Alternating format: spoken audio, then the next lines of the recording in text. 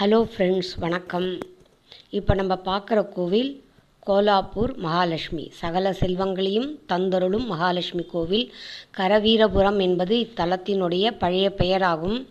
சக்தி பீடங்களில் ஒன்றான இக்கோவில் கன்னடத்து சாளுக்கிய மன்னர்களால் சுமார் 1300 ஆண்டுகளுக்கு முன்பு கட்டப்பட்டது. கருவறையில் மகாலட்சுமி 4 திருக்கரங்களுடன் மகுடம் தரித்து 3 அடி உயரத்தில் நின்ற கோலத்தில் காட்சி தருகிறாள். இவளுக்கு பின்புறம் அவளுடைய வாகனமான சிங்கத்தின் உருவச்சிலை உள்ளது. மகாலட்சுமியின் மகுடத்தில் சேஷ வாகனம் செதுக்கப்பட்டுள்ளது. 4 கரங்களில் வலது மேல் கரத்தில் கௌமோதகி என்ற தண்டாயுதம் ஒன்றையும், இடது மேல் கரத்தில் கேடகம் என்ற கவசத்தையும், கீழ் வலது கரத்தில் ஒரு கிச்சலி பழத்தையும், இடது கீழ் கரத்தில் பானபத்திரம் என்கின்ற கிண்ணத்தையும் வைத்து கொண்டு காட்சி தருகிறாள். கோலாசுரன் என்ற அரக்கனை மகாலட்சுமி சிம்ம வாகனத்தில் வந்து அழித்ததால் இப்பகுதி கோலாப்பூர் என்று அழைக்கப்படுகிறது. இந்த இடத்தில் மக்களுக்கு தொல்லை கொடுத்து வந்த கோலாசுரனை தேவி மகாலட்சுமியாக வந்து அழித்தாள். அவன் இறக்கும் தருவாயில் இந்த இடம் தன் பெயரால் அழைக்கப்பட வேண்டும் என்று விண்ணப்பிக்க அதன்படி கோலாப்பூர் என்று ஆனதாக கூறப்படுகிறது. மகாராஷ்டிரா மாநிலம் கோலாப்பூரில் அமைந்துள்ள மகாலட்சுமி கோவிலில் தேவியின் உற்சவ சிலை கோவில் பிரகாரத்தை சுற்றி ஒவ்வொரு வெள்ளிக்கிழமை மற்றும் பௌர்ணமி நாட்களில் மேள தாளங்களுடன் ஊர்வலமாக எடுத்துச் செல்லப்படுகிறது. பிரளய காலத்தில் கடல் பொங்கி எல்லா இடங்களையும் கொண்டுவிட இந்த ஒரு பகுதி மட்டும் அன்னை மகாலட்சுமியின் கரங்களின் வீரத்தால் உயர்த்தி நிறுத்தப்பட்டது. கரவீர் என்பது கை என்றால் கரம், கர என்றால் கை, வீர் என்றால் வீரம். காசியை விட்டு வெளியேறிய அகஸ்தியர் கைலைநாதனிடம் வேண்ட அவருக்காக ஈசன் கட்டிய காசிக்கு சமமான தலம் இது என்றும் இது குலபுரம் என்றும் அழைக்கப்பட்டதாக தல வரலாறு கூறுகிறது. மகாலட்சுமி மேற்கு நோக்கி நின்றபடி அருள்பாலிக்க மேற்கு சுவர் பகுதியில் ஒரு திறந்த ஜன்னல் அமைந்துள்ளது. அதன் வழியாக கதிரவனின் ஒளிக்கீற்று வருடத்தில் 2 முறை தேவியின் பாதங்களை தொட்டு திருமுகத்தை பளிச்சிடும்.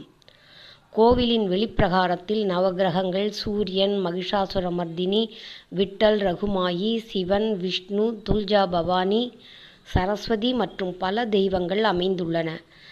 இக்கோவில் வளாகத்தில் மணிகர்ணிகா என்ற குண்டம்,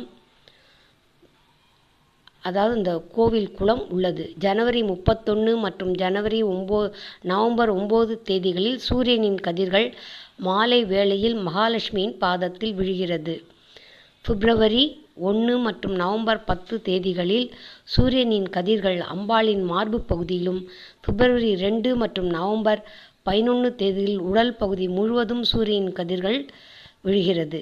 இந்நேரத்தில் அம்மனை தரிசிப்பது சிறப்பாக கருதப்படுகிறது.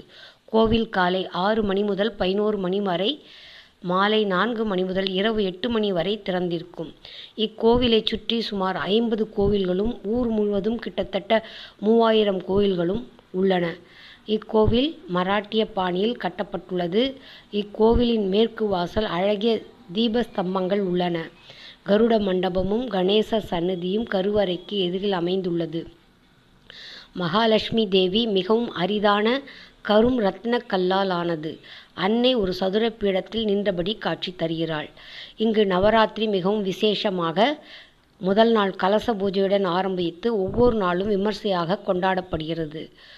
நவராத்திரிக்கு கோலாப்பூர் மகாலட்சுமி தேவியை அலங்கரிக்க திருப்பதி திருத்தலத்திலிருந்து பெருமாளின் பரிசாக பட்டுப்புடவைகள் பல நூற்றாண்டுகளாக தொடர்ந்து இன்றும் வந்து கொண்டிருக்கிறது. சக்தி பீடங்களில் சிறப்புமிக்க 6 சக்தி பீடங்களில் இக்கோவிலும் ஒன்று என்பது. ஒவ்வொரு நாளும் இக்கோவிலில் 5 விதமான சேவைகள் செய்யப்படுகின்றன. காலை 5 மணிக்கு காக்கடா தீப்பந்தத்தை வைத்துக்கொண்டு தெய்வீக பாடல்கள் பாடிக்கொண்டும், 8 மணிக்கு சோடச உபசாரம், அத்துடன் பூஜைகளும் மிக சிறப்பாக நடைபெறுகிறது. பார்க்க வேண்டிய ஸ்தலம், வாய்ப்பு கிடைக்கும்போது மகாராஷ்டிராவில் அமைந்துள்ள கோலாப்பூர் மகாலட்சுமி தேவியை தரிசித்து அவளுடைய அருளை பெறுவோம்.